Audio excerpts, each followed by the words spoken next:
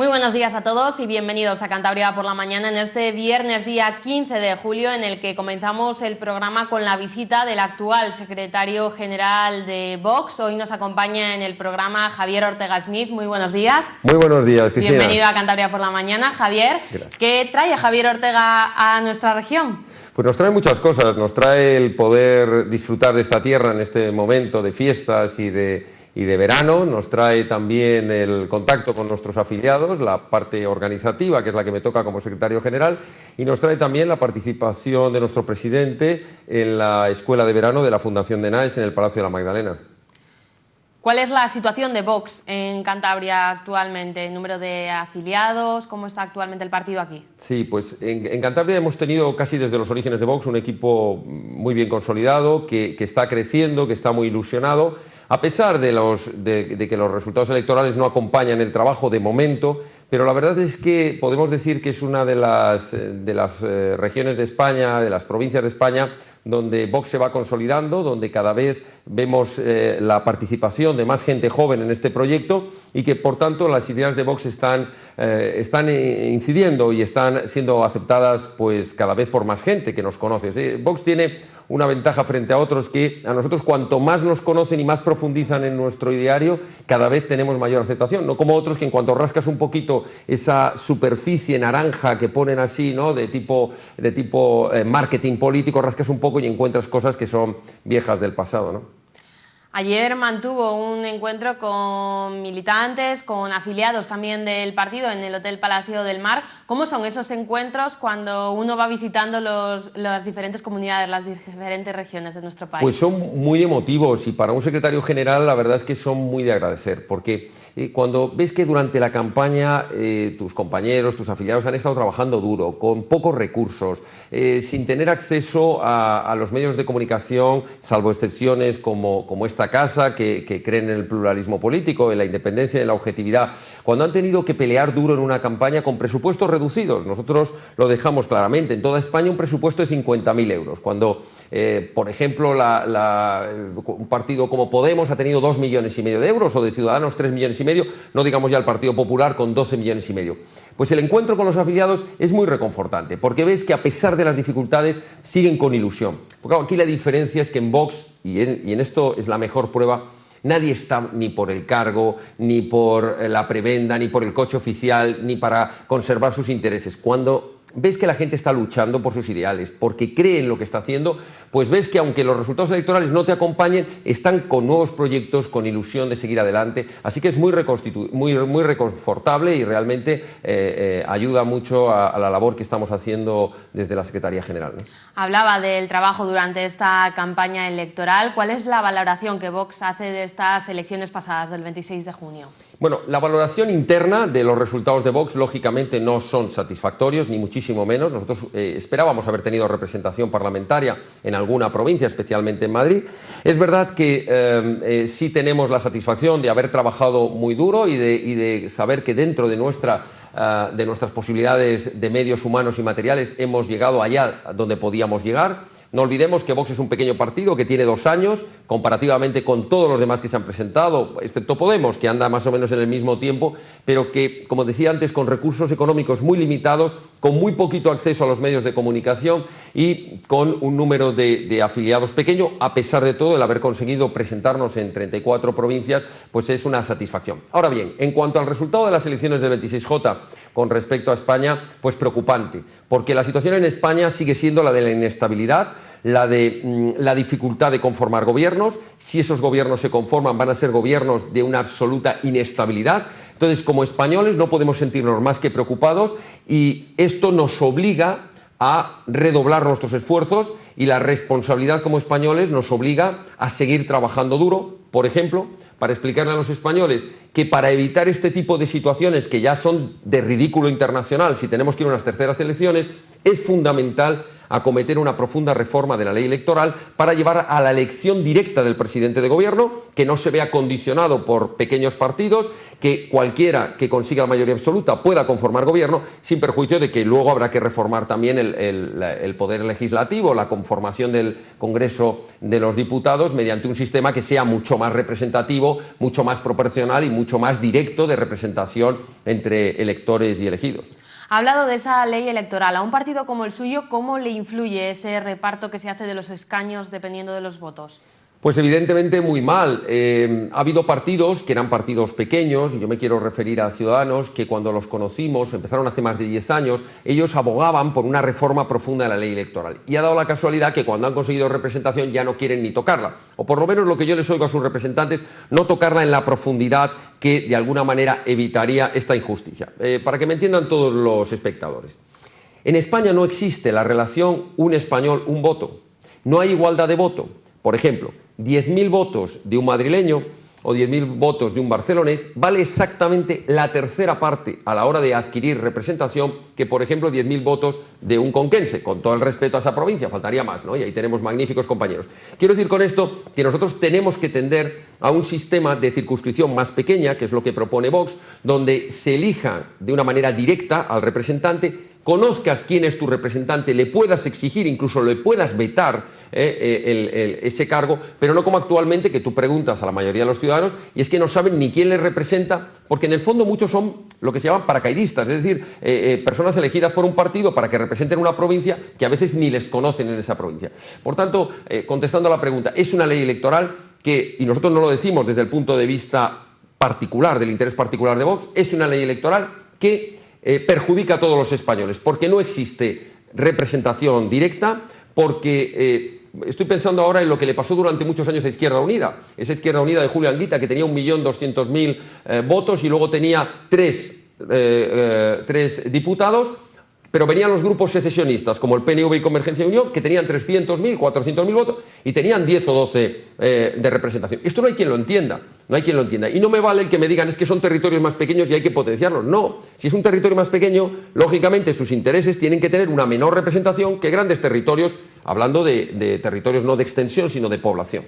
En el análisis que ha hecho de las pasadas elecciones comentaba que sería un ridículo llegar a unas terceras elecciones, pero también ha hecho la valoración de que ve muy difícil una formación de gobierno. ¿A qué estamos abocados? Pues es difícil saberlo. Yo, dependiendo de por dónde mires, es decir, si yo miro por los intereses que están buscando algún partido, como el Partido Popular, pues parece que no le ha venido mal unas segundas elecciones, porque ha aumentado en representación. Y no me extrañaría que en la cabeza de alguna riola de turno se estuviera pensando en, bueno, vamos a ver si se repite las terceras y ya ganamos por mayoría absoluta. Aunque sea a costa, entre otras, de gastar millones de euros que pagamos todos los españoles, porque las campañas son costosísimas, salvo la de partidos como Vox, que nos la pagamos íntegramente de nuestro bolsillo. Por eso pedimos, entre otras cosas, la supresión de cualquier subvención para partido político. Pero no solo son costosas, sino es que crea una inestabilidad. O sea, España necesita gobiernos estables para que haya credibilidad, para que los inversores quieran llevar a cabo sus inversiones en España y no una situación de absoluta inestabilidad. Entonces, es verdad que por algunas razones partidistas, alguno piensa que no estamos abocados a unas terceras elecciones, pero por otro lado hay otros partidos que también por sus propias razones partidistas no les interesa, porque ya han tenido la experiencia de que esas segundas elecciones, caso de Podemos o caso de Ciudadanos, les ha supuesto un importante recorte. Así que yo creo que algunos van a hacer todo el esfuerzo del mundo para que se conforme un gobierno, pero eso sí, siempre que ese gobierno sea del Partido Popular, lo tengan debidamente controlado.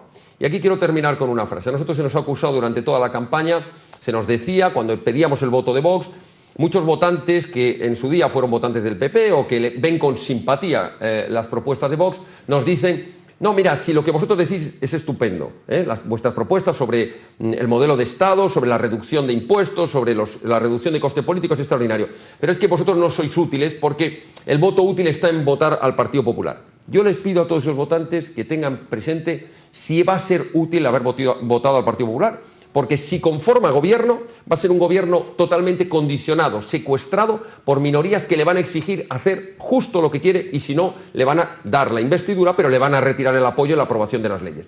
Por el contrario, si no conforma mayoría, pues tampoco ha sido útil, porque ese voto nos aboca a unas nuevas elecciones. Es decir, la utilidad no está muchas veces en el número de votos, sino en que determinadas formaciones políticas no tienen la capacidad de aunar voluntades y se encuentran solas al final. Si se llega a conformar ese gobierno, a su juicio, ¿cuáles son los principales retos después de estos 6 meses de desgobierno? Si se llega a conformar gobierno, cualquier presidente del gobierno de España, el principal reto que tiene es el desafío secesionista más descarado y más abierto y más directo, como es en Cataluña, y amenazando ya sus socios secesionistas vascos. Esta es la primera y fundamental reto que tiene un presidente del gobierno, que es mantener unida la nación española.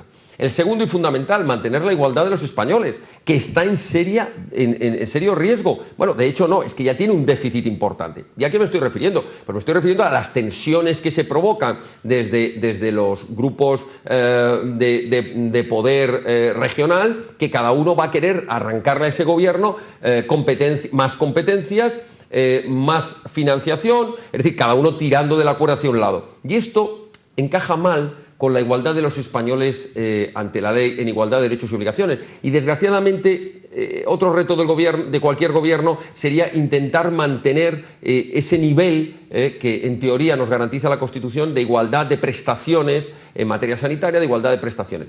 Y yo creo que el tercer gran reto que tendría es generar confianza para que los inversores extranjeros vuelvan a España y para que los empresarios sigan queriendo arriesgarse, que para mí son unos auténticos héroes dignos de aplauso. Cualquier empresario en España es digno de aplauso, porque ante esta situación, con una tensión política que no favorece nada, con una fiscalidad que es verdaderamente confiscatoria, es decir, el empresario en España que tiene que dedicar 2/3 prácticamente para pagar impuestos, poco interés va a tener en seguir invirtiendo en España. Por tanto, estas son las tres cosas: mantener la unidad, lograr una igualdad y, en tercer lugar, crear la confianza suficiente para que pueda generarse empleo y pueda generarse riqueza. ¿Cuáles son los proyectos de Vox para estos próximos años, después de, como ha dicho, no conseguir la representación que esperaban principalmente en Madrid? Si se conforma gobierno y tenemos 4 años de legislatura normal, ¿qué proyectos tienen o cuáles son los objetivos que se marcan como partido? Sí, Vox es un partido que nació con vocación de servicio en política. Vox no nació para el corto plazo de unas elecciones. Esto hay gente que yo sé que no lo entiende, que se han quedado sorprendidos cuando, después de no lograr representación en las elecciones europeas, donde nos quedamos a muy poquitos votos, 1.500 exactamente, de conseguir un eurodiputado, o cuando no conseguimos representación en las elecciones andaluzas o en el general, pensaban que, bueno, ya se acabó lo de Vox. Y es que no terminan de entender que hay un puñado de españoles que no venimos de la política profesional, que venimos de nuestro trabajo. Yo trabajo como abogado, pero tenemos todo tipo de profesiones y de oficios en Vox, tenemos estudiantes, tenemos jubilados, que lo que nos mueve es una vocación de servicio a España. Nosotros no podemos estar en nuestra casa viendo el televisor, viendo cómo se ataca la unidad de España, viendo cómo se rompe la igualdad de derechos y obligaciones, viendo cómo la justicia está totalmente politizada, viendo cómo nuestras Fuerzas Armadas no tienen los medios necesarios para acometer la importante misión que tienen, viendo cómo nuestras fronteras no son seguras y tenemos la intromisión dentro de refugiados, de terroristas, donde no hay seguridad, donde las familias no son apoyadas. Cuando vemos todo esto, cuando vemos que el derecho a la vida no está garantizado en España, donde vemos que las políticas abortistas o que las políticas de la ideología de género están generando un verdadero daño, no podemos quedarnos en casa. Por tanto, contestando a la pregunta, ¿qué nos esperaría en los próximos años? La misma vocación que hemos hecho ahora, seguir trabajando. Yo les estoy trasladando a todos los afiliados que se mentalicen que Vox va a ser el único partido que va a estar en campaña permanente. Todos los días del año vamos a estar saliendo a la calle, todos los días del año vamos a estar trabajando, vamos a estar preparando a nuestros afiliados, como recientemente en un campus de verano que hemos tenido, que hemos clausurado el otro día en Cudillero, para que estén lo mejor formados en nuestro programa, tengan las mejores técnicas políticas. Nuestro trabajo es un trabajo de lluvia fina, no de torrente durante 15 días en unas elecciones. Nuestro trabajo es ir calando poco a poco, ir convenciendo uno a uno a todos los españoles de que este es un partido que tiene un proyecto político para toda España. No es un partido en sí, es un proyecto nacional al que quiere que se sume mucha gente. Un proyecto que habla de unidad, que habla de generosidad, que habla de solidaridad, que habla de inversión, que habla de libertad, en definitiva. Así que ese es el trabajo que nos queda. De aquí a 1 año, a 2, a 3, a 4, hasta que vengan las próximas elecciones, seguir trabajando y trabajando duro para convencer a la mayoría de los españoles que el verdadero voto útil, que el verdadero gobierno útil será aquel que con generosidad, con valentía y sin complejos pueda encarar las propuestas que defendemos para todos los españoles. Antes de despedirle, Javier, me gustaría comentar con usted una noticia por la que Vox ha sido protagonista hace tan solo unos días, acontecida en Gibraltar, para que nos explique bien qué es lo que sucedió, porque ha habido noticias, ¿no?, de mucho calado.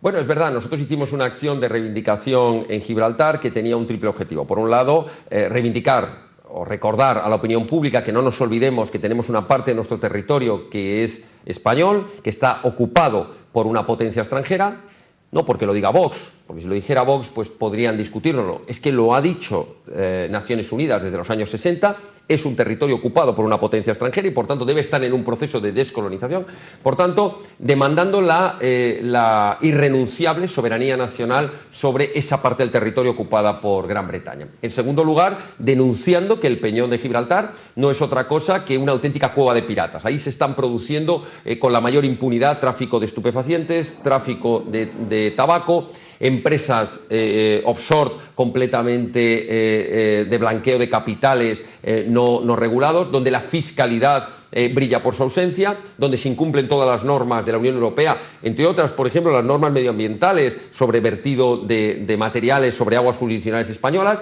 y en tercer lugar, de apoyo.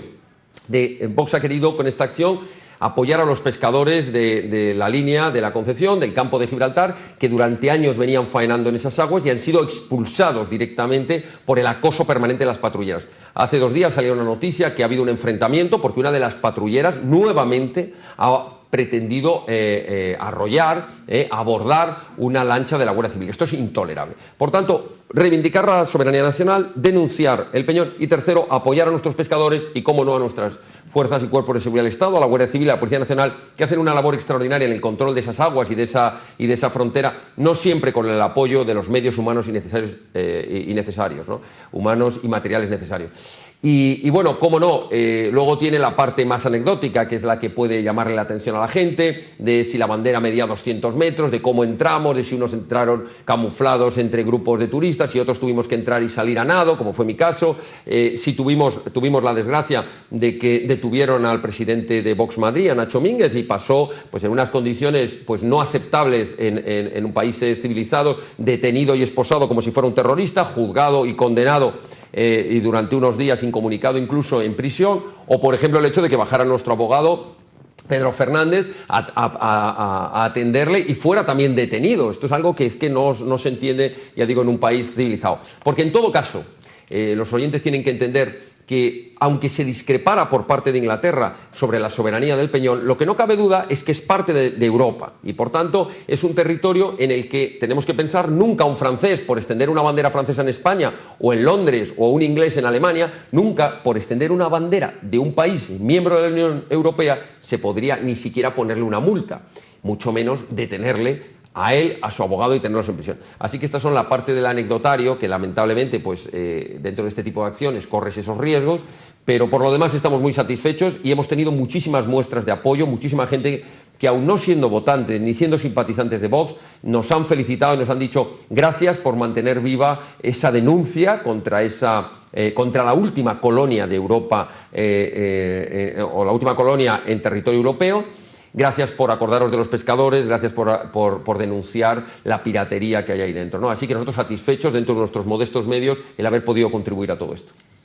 Ayer reunión con los militantes en Santander, como ya hemos comentado. ¿Próxima parada del secretario general? Bueno, la última es, la próxima parada es en León. Tenemos previamente aquí en Santander la participación de nuestro presidente en la escuela de verano de Denais y posteriormente seguimos viaje camino a León para apoyar allí también y reunirnos y escuchar sus propuestas y sus necesidades de los afiliados de León y luego continuamos viaje hacia Madrid, en fin, y luego otras zonas de España. Así que nos queda todavía muchos kilómetros, pero en esta tierra hacemos una parada verdaderamente extraordinaria. Bueno, pues que disfruten de estos días en Santander. Muchísimas gracias. Muchísimas gracias a vosotros. Gracias. Nos marchamos a unos minutos de pausa y enseguida estamos de vuelta.